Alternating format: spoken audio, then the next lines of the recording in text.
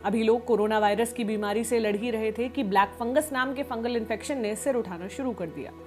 Corona से ठीक हो चुके मरीजों में एक खास तरीके का फंगल इन्फेक्शन देखा जा रहा है। ये नाक के रास्ते मस्तिष्क तक पहुंच जाता है।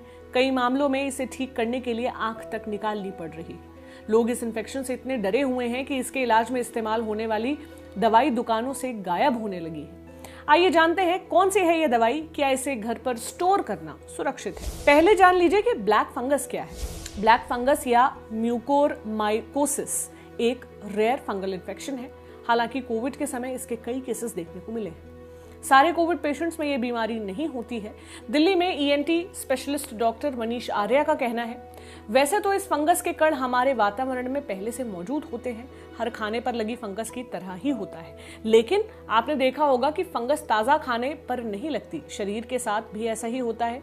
जब शरीर की प्रतिरोधक क्षमता इस फंगस से मुकाबला नहीं कर पाती तो ये फंगस शरीर पर असर दिखाती है। इस फंगस के कण हमारे शरीर में सांस के जरिए घुसते हैं। जिन लोगों की रोग प्रतिरोधक क्षमता मजबूत है उनमें ये फंगस नहीं पनपने पाती। कोरोना के मरीजों में दी गई दवाइयों की वजह से रोग प्रतिरोधक क्षमता घट जाती है और ऐसे में ये फंगल दिक्कत पैदा कर देती है। ये फंगल इन्फेक्शन अक्सर उन कोरोना मरीजों में होता है जिन्हें गंभीर डायबिटीज है या उन्हें स्टेरॉइड और टोसिलिजुमैब जैसी दवाइयों पर रखा गया हो। अभी तक इसके सबसे ज्यादा मामले महाराष्ट्र में सामने आए हैं। यहाँ इसके 2000 मरीजों का इलाज अलग अलग अस्पतालों में चल रहा है। महाराष्ट्र में 8 लोगों की इससे मौत तक हो चुकी है।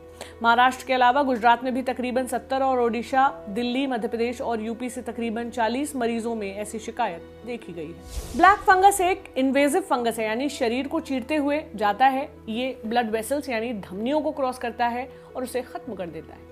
जहां जहां ये फैलता है उस एरिया में काला निशान पड़ जाता है, इसलिए इसे ब्लैक फंगस कहते हैं। एक बार ऐसा होने पर वहां पर ब्लड सप्लाई खत्म हो चुकी होती है। ऐसे में कोई दवा काम नहीं करती। ऐसी कंडीशन में सर्जरी के जरिए उस एरिया को हटाया जाता है। एडवांस केसेस में आंखों को निकालना भी पड़ सकता है, क्योंकि अगर उसे नहीं निकाला गया तो ये फैलकर मरीज के दिमाग तक पहुंच सकता है और इससे जान भी जा सकती है। अगर शुरुआत में ही इसका पता चल जाए तो इंट्रावीनस एंटीफंगल ड्रग से इसका इलाज किया जा सकता है। ये एक तरह का इंजेक्शन होता है जिसे ब्लैक फंगस इन्फेक्शन की शुरुआत होने के वक्त दिए जाना फायदेमंद होता है।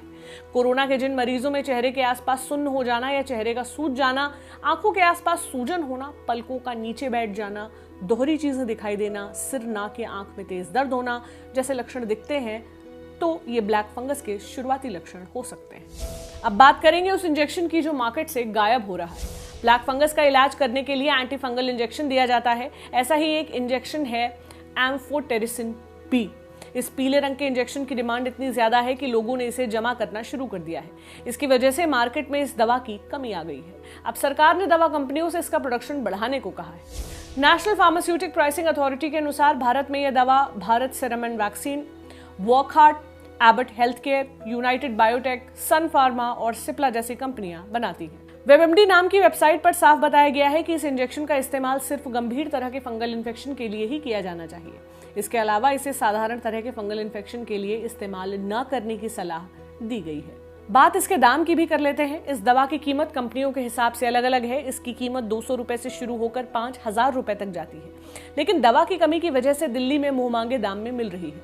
दिल्ली में एक मेडिकल स्टोर चलाने वाले योगेंद्र चहल ने हमें बताया, दवा की सप्लाई पीछे से ही कम है, इसलिए लोग मुंह मांगी कीमत दे रहे हैं।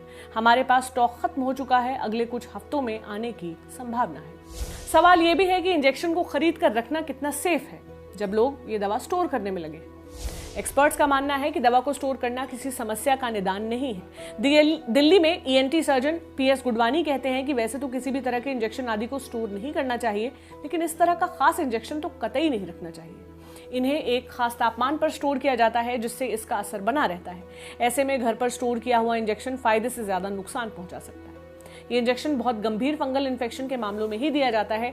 ऐसे में ये कोई सामान्य सर्दी जुकाम की दवा नहीं है जिसे आप स्टोर करके रखें। ईएनटी स्पेशलिस्ट डॉक्टर रुचि मदान कहती हैं, ये इंजेक्शन गंभीर पेशेंट्स को ही दिया जाता है। इसे स्पेशलिस्ट डॉक्टर की सलाह पर ही लिया जाना चाहिए।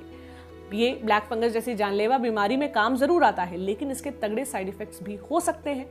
जिन लोगों को पहले ही कोई बीमारी हो तो वो और भी ज्यादा सावधानी रखें। फिलहाल भारत कोरोना की दूसरी लहर में एक और दवा की कमी से जूझ रहा है। भारत सरकार ने राज्य सरकारों को निर्देश दिए हैं कि इस दवाई का वितरण का एक सिस्टम बनाया जाए। इसे पहले उस अस्पताल में उपलब्ध कराया जाए जहां कोरोना के मरीजों का इलाज चल रहा है।